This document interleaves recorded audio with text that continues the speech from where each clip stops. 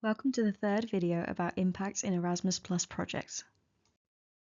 This video is part of a series of 4 videos which will support you in achieving more impacts with your Erasmus Plus project. In the first video, we gave you a better understanding of what impact is. In the second video, we talked about defining impact. How can you design projects in such a way that it is clear what impact will be achieved? In this third video, we will tell you more about how you can monitor and evaluate the impact of your ongoing project. And the fourth and final video will be about managing for impact.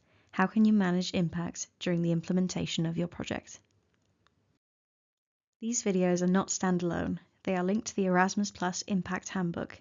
Each video links to one of the chapters, so if you want to dive deeper into the content, we strongly recommend that you read the handbook. Additional reading materials and links are also shared in the handbook. You can find the Impact Handbook on our website, and we will share the link to the Impact Handbook at the end of this video. The previous 2 videos were focused on designing your project results and project activities.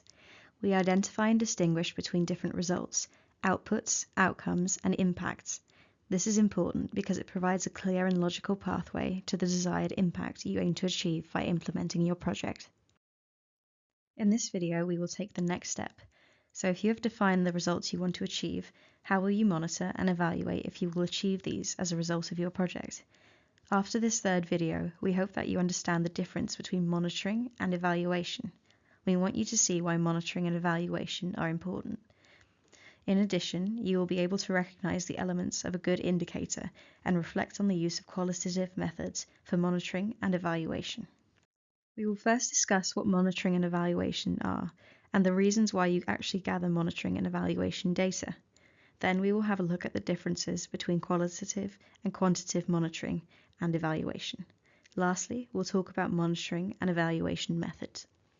Let's first have a look at the definitions of monitoring and evaluation, as well as the reason why we monitor and evaluate our projects. Let's talk about the differences between monitoring and evaluation. Monitoring is gathering information regularly during the project, which you take on board during the implementation, as well as ensuring that the project is on track and functioning as planned. The focus is therefore also at the level of activities and outputs, which are the direct results of your activities. Evaluation is gathering information at the end of the project or halfway to assess the effectiveness of the project. The aim is to make big decisions about your current project or future projects. The focus is therefore also at the level of outcomes and impacts. It looks at the outcomes and impacts achieved. It is helpful to collect information during project implementation and after the project is completed. But why is this important? There are a few key reasons. We need to learn. We need to know what we can do better, or if there is a need to do things differently. We need information for accountability reasons. We need to show to the organizations and actors that have allowed us to conduct this project that we have achieved what we promised to achieve. In this case, it is the European Commission, but also the actors that are investing time and energy in this project. We need information for decision making. Decisions will need good arguments, backed up by evidence. We need information for visibility. If we can show results, people will support us. And we need information for stimulating dialogue. If we have a better understanding of what is happening, and this is supported by information, then we can bring all stakeholders on the same page of understanding. This, for example, can be helpful in finding new partners for your current or future projects. There are plenty of ways to monitor the activities of your project. Think of a Gantt chart, a journal, or any similar activity tracking tool. In this video, we will focus on the monitoring and evaluation of your project results, meaning the outputs, outcomes, and impacts of your Erasmus Plus projects. When we think of monitoring and evaluating the results, we often think of indicators. An indicator is a factor or a variable that measures change. It is not the desired change itself, but something that you can measure or that provides information, so an indication, about the change. This can refer to the size of the change and characteristics of the change. Indicators can be defined for all results of your project, so for outputs, outcomes, and impacts. A well-defined indicator contains what is changing and who is changing. In the first example on the slide, the indicator measures what changes, the curriculum, followed by who is responsible for producing the curriculum, teachers. This is a typical output indicator. The second example measures the who, the schools, followed by what they have done differently, adopted a new curriculum, a typical behavioral change indicator. The third example measures the percentage of students that think that the new curriculum is relevant for their future careers. It is important to be as specific as possible so that it is clear what you will measure. The quality of the indicator is in defining precisely what you will measure. The examples in the previous slide are what we called quantitative indicators. Besides that, there are also qualitative indicators. On this slide, you can see how these indicators differ. Quantitative indicators offer numeric insights. Think of them as the numbers on a scoreboard telling you how well your project is unfolding.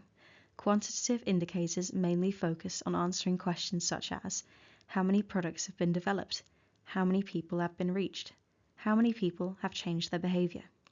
Qualitative indicators, on the other hand, delve into what is changing and who is involved.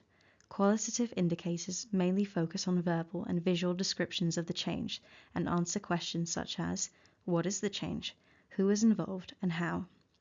Qualitative indicators provide much more information about how the change is actually taking place and is therefore very useful for learning. Of course, information gathering should not only be limited to indicators. You would like to understand why change is taking place or not.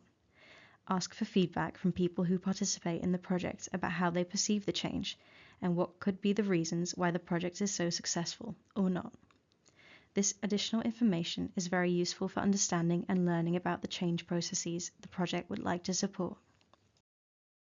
Let's go back to the example of a mobility project used in video 1 and formulate some indicators.